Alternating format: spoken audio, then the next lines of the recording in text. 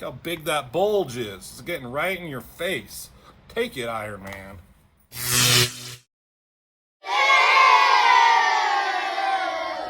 Hey everybody, welcome back to Northman Reviews. Onslaught Reborn. We're in issue number 4. This is the last issue I have. I don't have issue number 5. I don't know. I need to find it, see if I can figure out if I can get it somehow, somewhere. But this is not... Look at this cover. It's J. Scott Campbell. Did he do the inside? Nope. It's Rob Liefeld. We knew that. He's been drawing all the insides. I mean, is it fair to compare J. Scott Campbell to Rob Liefeld? Nope, but I'm going to do it anyway. J. Scott Campbell's so much better, so much more, like, cohesiveness and detail and structure to his, where Rob Liefeld, as we're going to see, he just got lazy with his art, which is big fucking surprise. Oops, knocked the camera. As I was talking about going through these issues, like, I kind of enjoyed the first one, and there wasn't a lot for me to complain about Rob Liefeld's work. But as we got through issue number 2, and then we went through issue number 3, you could start to see the cracks in the foundation, as it were. And I think some of those cracks were showing themselves quite a bit in this issue. So let's jump on the Rob Liefeld bashing bandwagon. Onslaught, he's back, I guess, and he is going up against the Heroes Reborn universe because it's a whole thing. Franklin Richards created Heroes Reborn, and yeah. Oh, look, Rise of the Silver Surfer, Fantastic Four movie's out. Exciting times.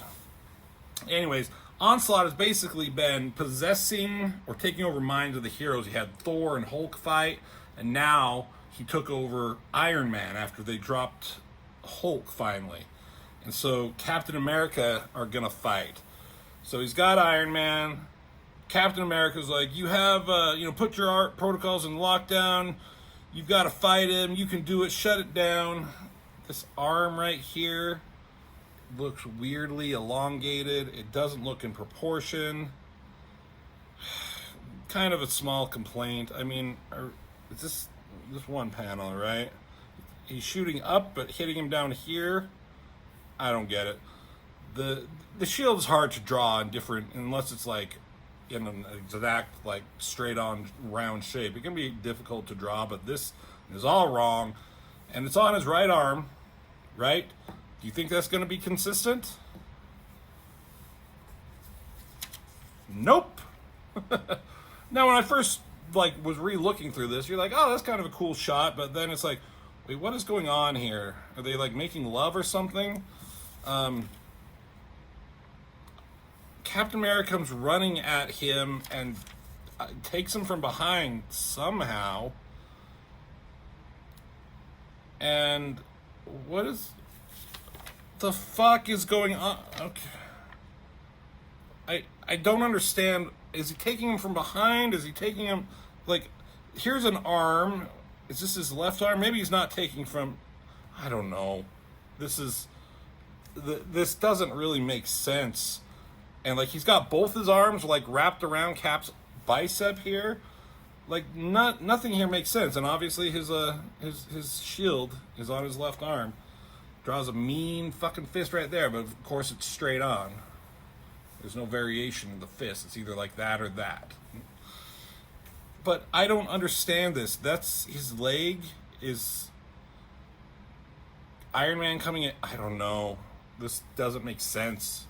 Kind of a cool, powerful image with the gritting teeth. Rob Liefeld's doing what he does best. But, bro. Not a bad punch. Oh, we also, staying consistent, where are his fucking exhaust coming from his back? It's not here, but it's suddenly back there. Uppercut with his left, not a bad picture. Punches him in the face.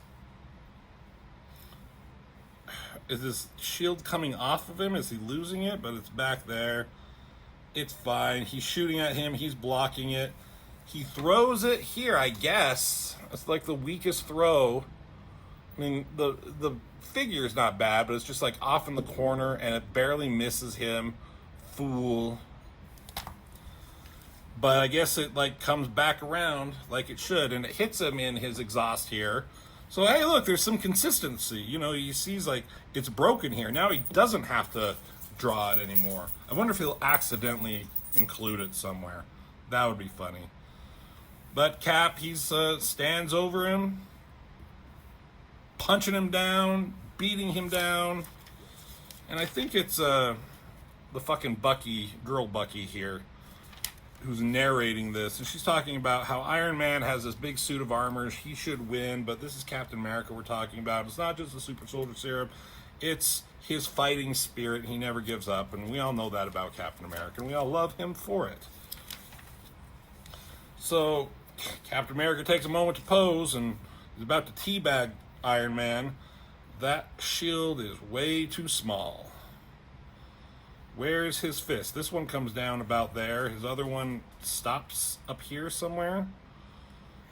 So, like, this wrist is all, like, look how big his fucking forearm is. He's got a Popeye thing going on here. Look how big that bulge is. It's getting right in your face. Take it, Iron Man. So then they have this moment, and I can't remember, like, let's see. What year is this?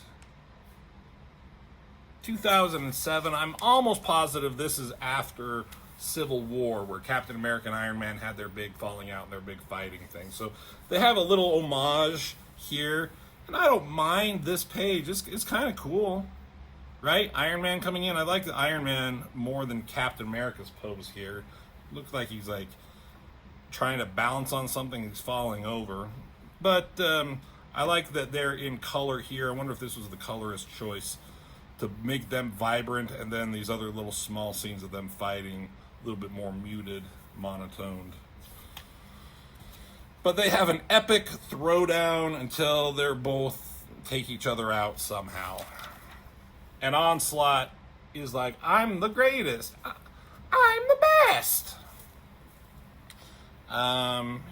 He went back from his monstrous look. Now he's back in the Magneto helmet.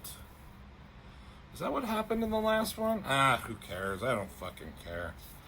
So he beat Hulk, Captain America. Iron Man's nowhere to be found.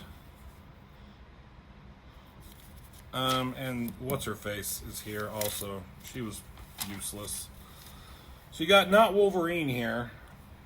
Version of Hawkeye, and he was supposed to find Onslaught, and so he's trying to talk to Captain America, but he's fucking, if you're watching this, can't you see that he's down and out? Or are they somewhere different? That's so weird. Anyways, he's laying on an upside down car. Oh God, it just doesn't make any sense. It says Liefeld right there, just in case you didn't know. Like, the car is upside down, he's like laying on top of it, he's straddling it, but what is he doing here? I don't know. And so not Wolverine, like, that's totally not Wolverine. He totally does, you know, I'm just telling you, speaking from experience, once you step over it, you are that monster. You and that monster are on the same side, whatever. I guess that's Wolverine. I don't know, like, it's supposed to make you believe it's so, but he's got a Wolverine mask, he's got the hair. Meanwhile, Thor was thrown, and he was separated from his stick, so Fantastic Four are trying to revive him, and nothing is working. They're like, clear, I think electricity would work. Long arms. You think you could just, put his legs down. He's supposed to be lifeless. Whatever. This is kind of a funny moment down here. It's like, I could increase the gigawatts to flux capacitor to 1.21. Nice little reference there. Namor, the Submariner, he comes in because the stick was thrown in the sea, and he conveniently was there to grab it. What the fuck is this pose? What is he doing with his arm right there? He's, wants to scratch his ass, but he can't quite reach or something like that. It's kind of a cool shot of Johnny Storm there, right? Where's his dick? You think his dick would be out? I know he's not naked. He's got his unstable molecule uniform. But Namor's like, you motherfuckers are so stupid. Like, you just have to put this in his hand and tap it on the ground, and he's going to turn back into the mighty Thor, right? That's the classic thing. He's not just Thor all the time like he is now. Meanwhile, Loki and the Masters of Evil, which includes Ultron, Scarlet Witch, Enchantress, and Scourge, whatever his name is, they want to kill Franklin Richards here. And Rob Liefeld, it looks like he's been doing some referencing sometimes with Franklin Richards' face there. But at the end of the last issue, where these guys showed up, Invisible Woman was also there with Ant-Man, and she's this fucking panel. She's supposed to be above them on a balcony, looking down upon them, and it's a cool like bird's eye view shot. Like it's well done. And speaking of, like, look, did he put some effort into actually drawing some kind of scenery? I'm fucking shocked. Basic, but you know, whatever. So, but she's the same size. Like the figure, if she's closer, if she's up higher, she's closer to the camera, she should be a little bit bigger. It looks like she's standing right below them, but she's supposed to be up above them on a balcony. And it's like, how would you do that? Like, they don't have any room. Like, what the fuck is all this negative space? Take this and make it bigger, and then you could make this bigger and have these guys down there. It's so simple. But he's the millionaire, and I'm not, so what do I have to say about Rob fuck you Liefeld? Anyways, they give the signal, and here's Vision. He comes out of the floor, and he takes out Wonder Man, or the wall, or the floor. I don't know where he's coming out of. You can't tell where they are here. Still in a white void. Is he hanging out with Eternity and the fucking Living Tribunal? Ugh. That's a deep cut. Invisible Woman, see, she's above them. There, you establish it there. You knows how the difference between like size and like distance. Puts some invisible bubbles over their heads to cut off oxygen. Ant-Man is going after Scourge or whatever his name is. Loki's like, where are the children? And because Invisible Woman, she's made them invisible, and they all take a moment to pose for the camera as they look straight into it. Not bad faces, not bad hair on Invisible Woman. But couldn't they be doing something besides just staring nonchalantly? Not a bad face on Franklin. He looks like an actual kid, like a young boy. And I bet he had reference, and I wouldn't be surprised if it was his own kid. Loki's fine. You know, and he's drawing feet. Say what you want about him, but he stopped, you know, he took the criticism of that he can't draw feet. And he's drawing books back there, too. Anyways, Ultron and Vision are fighting. There's some history there. That's not a bad picture. It works. Loki's going after them. She's using her shields. Oh, shit. Ant-Man went tiny, small, and put some kind of, like, neural disruptor or something in his ears, which fucks up his brain. Love it when a plan comes together as he flies away. I don't like this fucking Ant-Man design at all, but whatever. Vision takes out Ultron, I guess. Enchantress is asleep, but she's still moaning. She's having a wet dream or something. But Loki doesn't have any time for that. He bids these bitches to awaken. I mean, these witches. And they wake up, and there's just an excuse for him to draw these hot women. And it's fine that he wants to do so, but come on, have you ever looked at a woman before? Like, why aren't you referencing anything here? Like, look at that fucking torso. And that tiny stomach. Like, dude, you're giving artists a bad name, comic book artists. That fucking hand is all weird. What is this, AI art?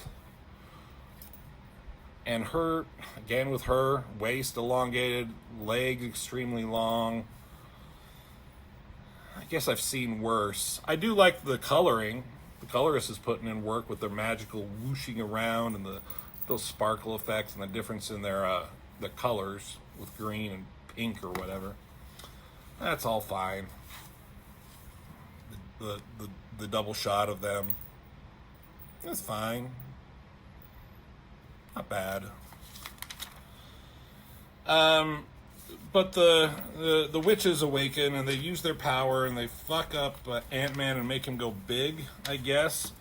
So he can't stop growing and he explodes out of the house, the mansion, and falls with his bare naked ass.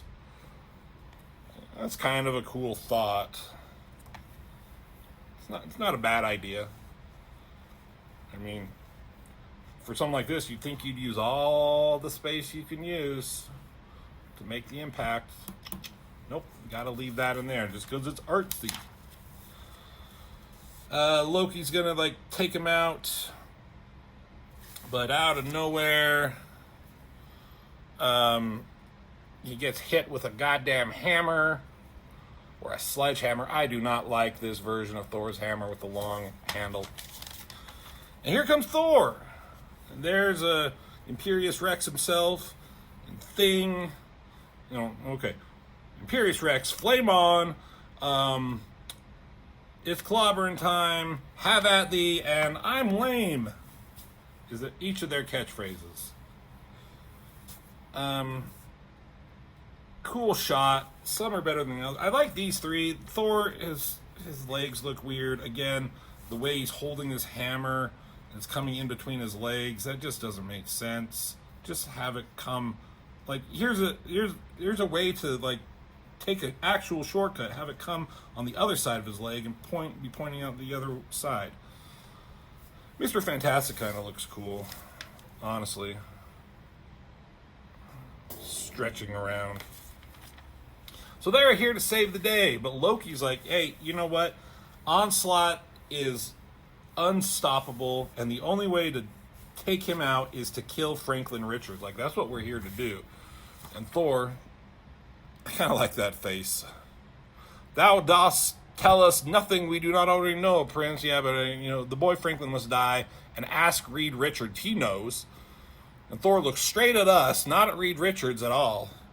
And he's like, what is he talking about? It's like, I haven't completed my calculations, but, tell him he's bullshit. He's like, I can't. I have to agree with Loki. And like, oh shit. So, he's actually like, was he crying or did the colorist put that in? So they have to kill Loki. Oh, and there's Fantastic Four again. They got milk. And there it is. I actually kind of invested in this story. I really want to know if I can find that last issue. So, fingers crossed. And we'll see if we can find it. But that's it. Onslaught Reborn number 4 with some classic Rob Liefeld art in it. So, hit me up in the comments. Tell me what you think about Rob Liefeld and his art. Like and subscribe, all that bullshit, and I will see you in the next video.